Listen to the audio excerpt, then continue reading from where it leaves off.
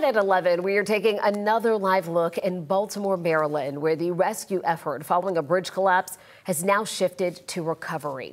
Right now, at least 6 members of a crew performing routine maintenance on the Francis Scott Key Bridge are still missing. And that bridge collapsed after a fully loaded container slammed into the support column overnight. NBC's Jay Gray is live for us tonight from the crash site with the very latest on this tragedy. Jay?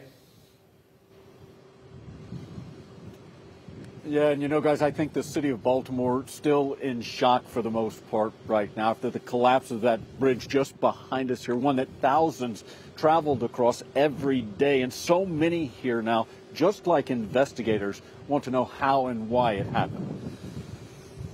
Just minutes after pulling away from the port, there were signs of trouble. Flickering lights, dark smoke pouring from the stack of the 95,000 gross ton container ship. The pilot issuing a mayday call, warning he'd lost power and propulsion. Just ahead of the vessel, slamming into a center support column on the Francis Scott Key Bridge.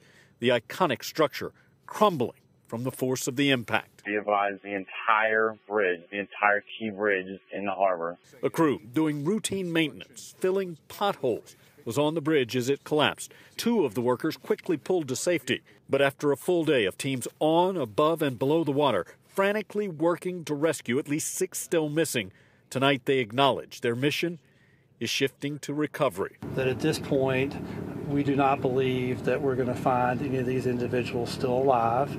24 NTSB investigators are on site now to work through the remnants of the bridge, interview crew members and witnesses, examine the ship and analyze data recorders, trying to piece together how and why the tragedy happened. The NTSB focuses on the facts, so we will figure that out and be able to provide that information in the coming days. Today is far too early for that. The beginning of what will be a long and difficult process in the wake of the tragedy.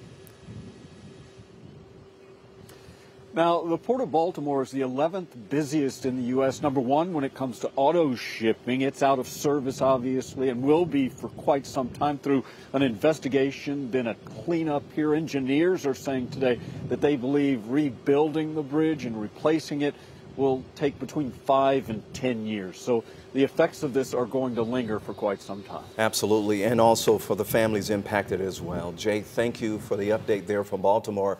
Now, we know the impacts from this catastrophe will be felt not only in Baltimore, but up and down the East Coast. According to the Georgia Port Authority, most of the trade that needs to be diverted from Baltimore will likely go to Virginia, Philly, New York, and New Jersey.